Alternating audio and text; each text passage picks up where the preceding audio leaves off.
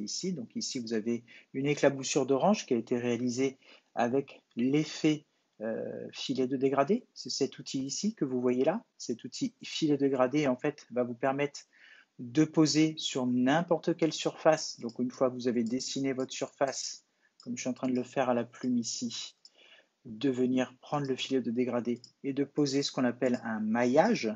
Un maillage, ce sont les petits carrés que vous avez à l'intérieur. Et après, de partir avec votre gamme de couleurs et de y déposer à l'intérieur des éléments graphiques qui vont donner cet aspect d'ombre et de lumière. Donc il faut sélectionner les points comme ceci avec la flèche blanche, la flèche de sélection, majuscule appuyée pour pouvoir sélectionner plusieurs points et venir choisir ici dans sa gamme de couleurs, des couleurs un peu plus claires. Donc on voit ici que si j'éclaircis, je vais donc déposer une petite ombre qui va me donner un petit volume. Donc voilà un peu comment ça a été fabriqué, cet élément-là sur le dessus. Ce nuancier, vous pouvez très bien vous créer un dossier. Vous voyez qu'ici, dans Orange, j'ai fait un nouveau dossier, donc je vais vous montrer comment j'ai fait. Donc je vais supprimer mon petit dossier. Donc on voit ici des petits dossiers.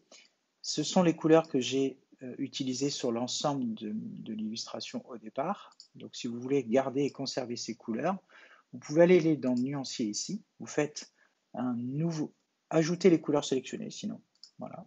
Donc ici vous allez voir que toutes les couleurs qui sont sur votre plan de travail ont été rajoutées à votre nuancier. Ce qui va vous permettre de les conserver quand vous allez travailler sur l'ensemble de cette maquette et de cette illustration. Donc ça c'est la première partie. Donc tout ça je vais m'en servir en copier-coller après sur un autre document que j'ai ouvert à côté qui est la canette elle-même. Alors cette canette en fait a été réalisée avec l'outil Effet 3D. Donc on voit ici le mode tracé, le mode aperçu. Et j'ai utilisé donc cette canette, donc je vais juste la couper. Pour me la conserver, je vais me la mettre sur un calque que je vais verrouiller en transparence, que je vais rendre aveugle. Et en fait, j'ai utilisé donc un tracé simple que j'ai coupé en deux avec le Pathfinder et je vais conserver que la moitié. Donc, comme c'est, on va utiliser que cette moitié de canette et je vais rendre aveugle le reste de mon document.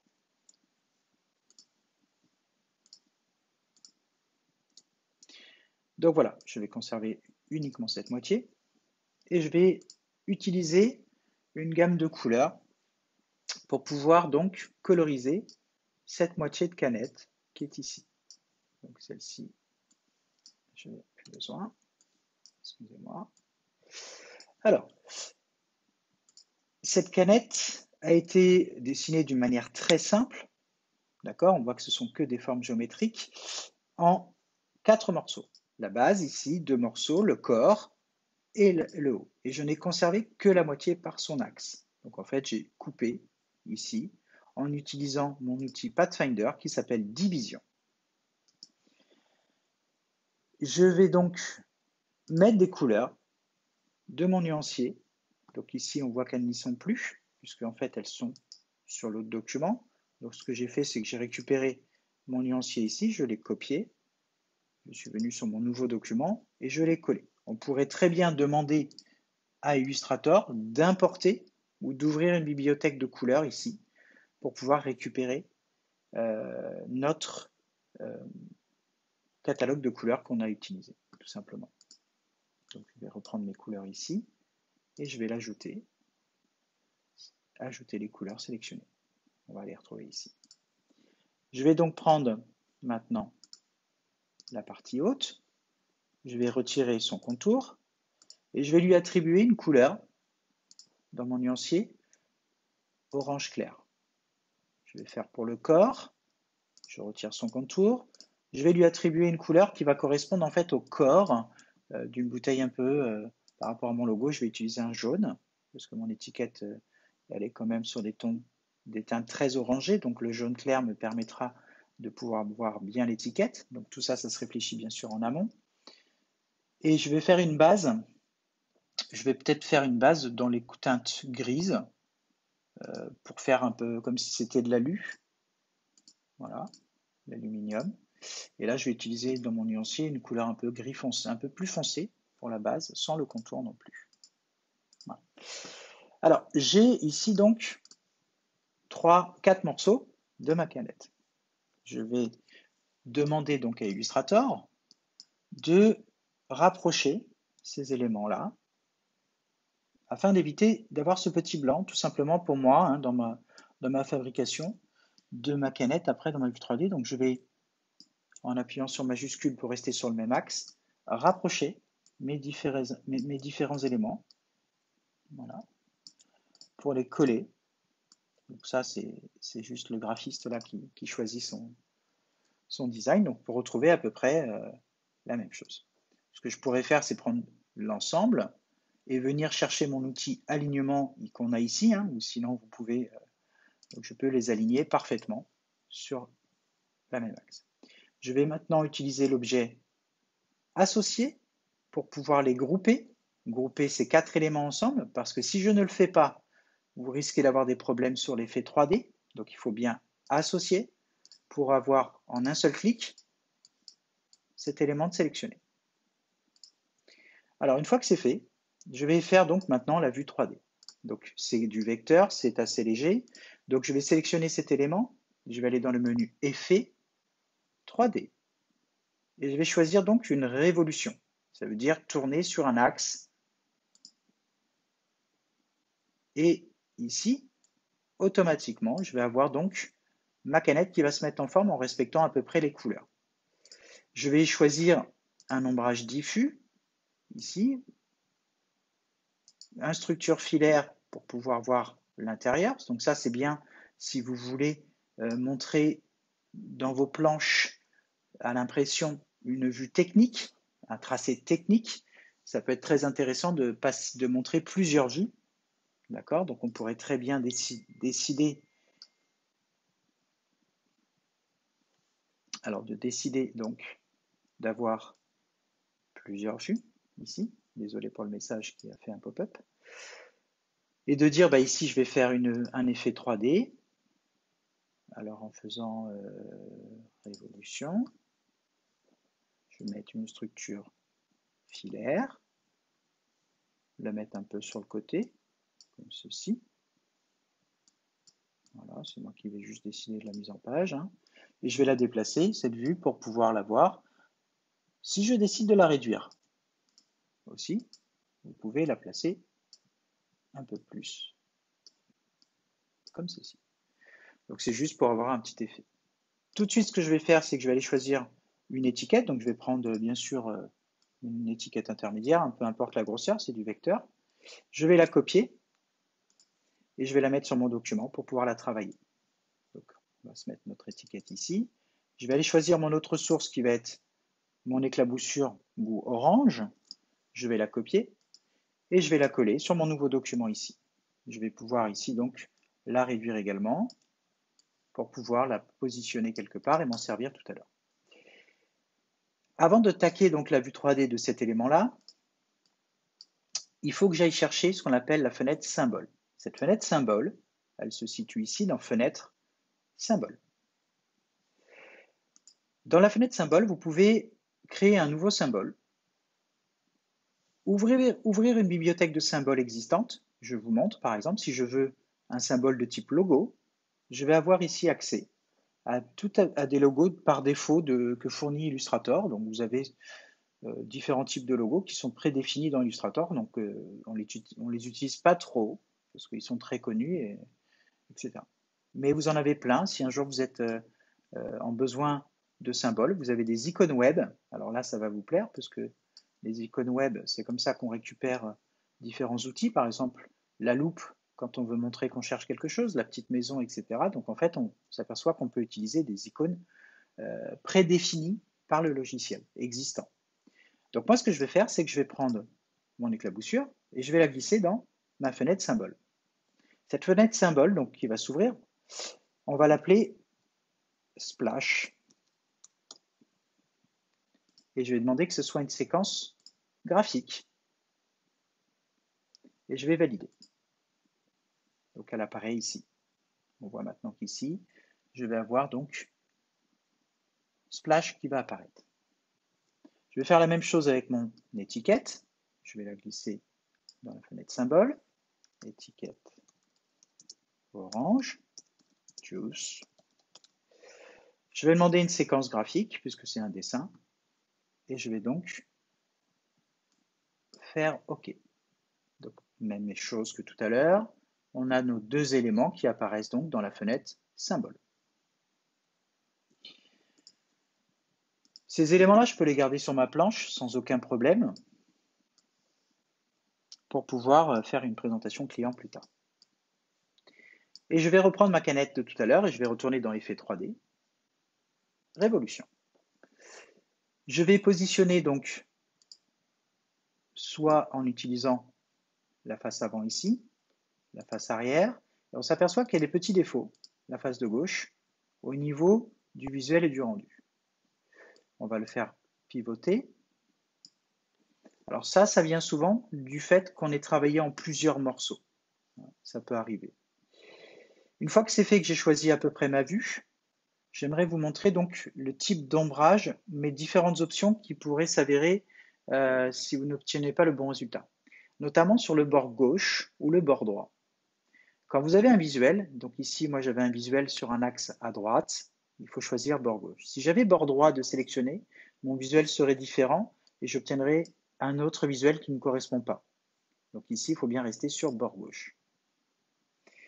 Les ombrages, en fait, vous pouvez avoir, donc comme on a vu tout à l'heure, structure filaire, sans ombrage, donc c'est flat, ce qu'on appelle un flat design, c'est à plat, ombrage diffus ou ombrage plastique. On va partir sur l'ombrage plastique et je vais sélectionner ici plus d'options. Dans ombrage plastique, plus d'options, vous pouvez déplacer les lumières comme vous voulez sur votre élément. Je peux en rajouter en cliquant sur le petit plus ici, une nouvelle lumière, et je vais pouvoir donc repositionner des lumières. Si je décide que ma lumière vient par la droite ici, je vais donc positionner mes lumières par la droite. Et je vais faire la même chose ici, repositionner des lumières par la droite pour obtenir un effet un peu très contrasté. C'est un peu fort ici. Donc ce que je vais faire, c'est que je vais donc l'intensité lumineuse ici, la réduire un petit peu. Je peux. Vous voyez ici que je réduis un peu l'intensité. Donc ça, c'est la lumière ambiante, c'est soit je la mets à 100%, ou alors je vais un peu réduire ici, pour donner un peu moins de contraste. Donc ça, c'est visuellement, c'est vous qui choisissez. Ici, je peux amener la lumière devant l'objet, c'est-à-dire qu'en gros, je vais mettre de la lumière ou l'éteindre. D'accord? C'est-à-dire que je peux mettre de l'ombre aussi. Donc si je peux mettre de la lumière, je peux mettre de l'ombre. Donc je vais faire comme ça me semble pas mal du tout. Ici, au niveau de mon effet, je vais me rajouter une petite lumière en bas. Voilà, comme ceci. Alors une fois que c'est fait, que je suis assez satisfait de mon travail, et que je peux juste un petit peu, hop, remonter un peu ici, de mon visuel, une fois que je suis assez satisfait de mon visuel, je vais donc utiliser, alors ici vous voyez aussi les couleurs d'ombrage, on peut utiliser du noir, ou alors je peux personnaliser mes couleurs d'ombre. Je vais rester avec le noir pour l'exercice. Une fois que c'est fait, que je suis tout à fait satisfait de la vue de ma canette, hein, donc la position dans l'espace, l'orientation, et que ça me convient, je vais aller donc choisir le terme plaquage, qu'on appelle mapping en anglais. Et il y a eu plusieurs questions qui étaient la suivante. Faites attention de choisir la bonne surface sur laquelle vous travaillez. Ici, la surface qui est dans ma fenêtre correspond à la ligne rouge que vous avez ici. Alors, la ligne rouge correspond à la surface 1. Ça va dépendre de la décomposition. Donc ici, je pense que ça vient du trait qu'on a laissé ici, sur le haut de la canette. Donc là, je vais donc aller sur la vue 2. Là, on est à l'intérieur, donc on est sur cette surface-là. La vue 3, la surface 3, excusez-moi, 4, on est sur la base, le dessous de la canette, encore sur le dessous.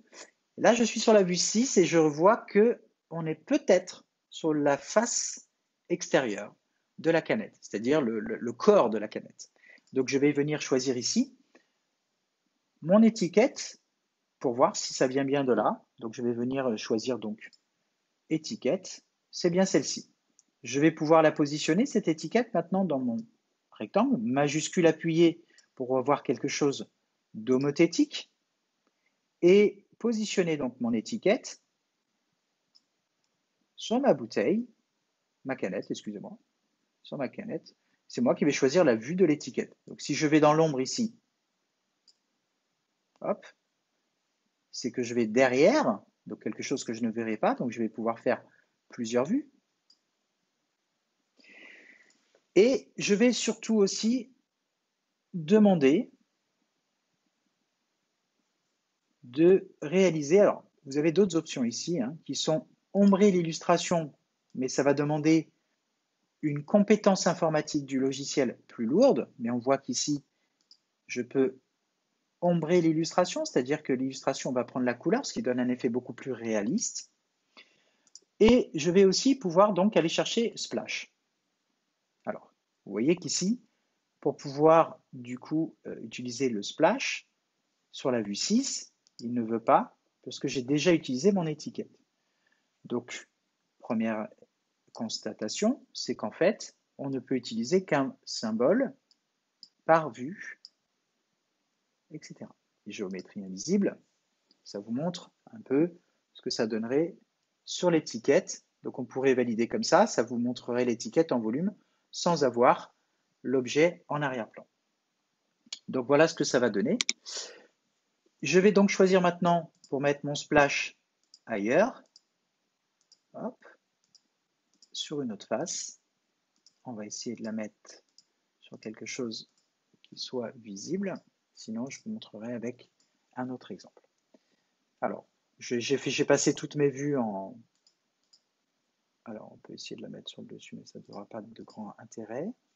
Donc, on va juste annuler. Et on va donc maintenant valider notre travail en faisant OK. Donc, voilà un peu la première chose qu'on pourrait faire. L'autre chose qu'on pourrait faire, c'est de prendre en fait une composition d'étiquettes avec le splash maintenant,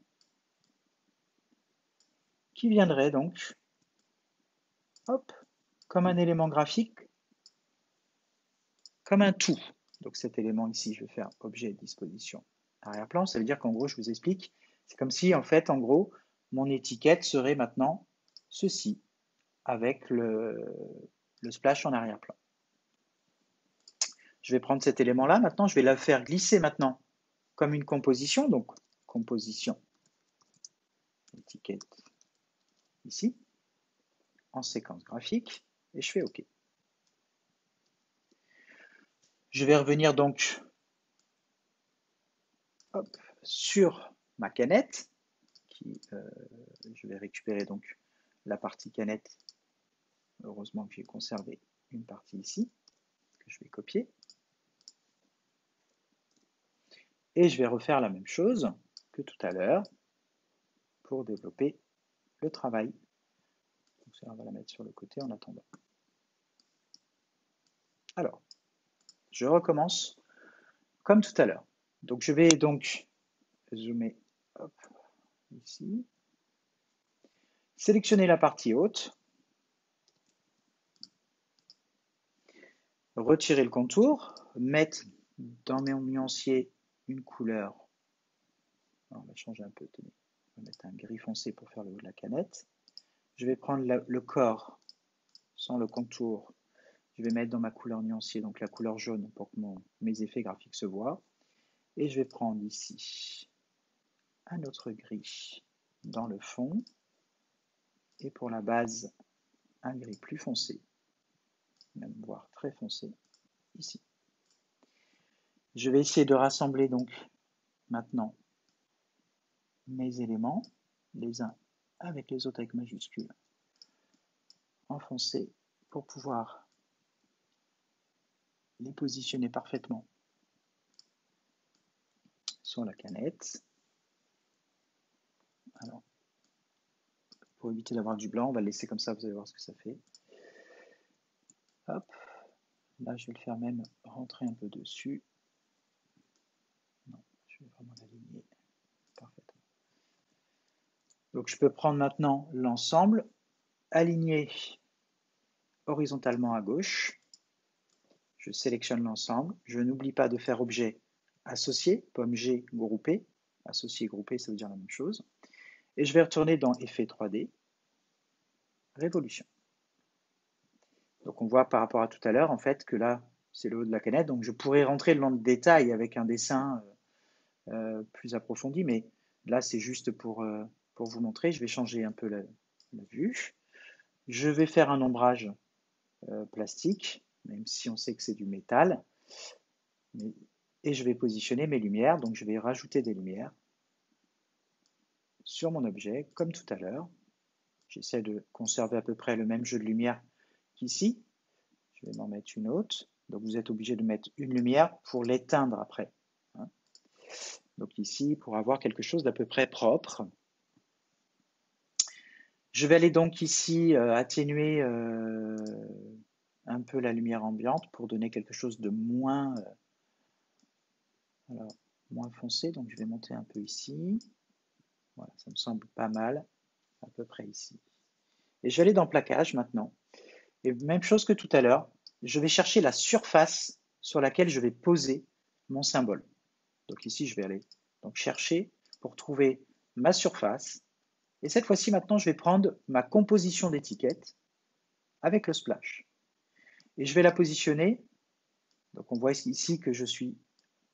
Donc je vais juste voilà, le faire venir dans la lumière. Et je vais donc agrandir. Donc tout ce qui va sortir, bah, ça risque de sortir de la composition. Donc même, je vois qu'ici, ça ne se voit plus.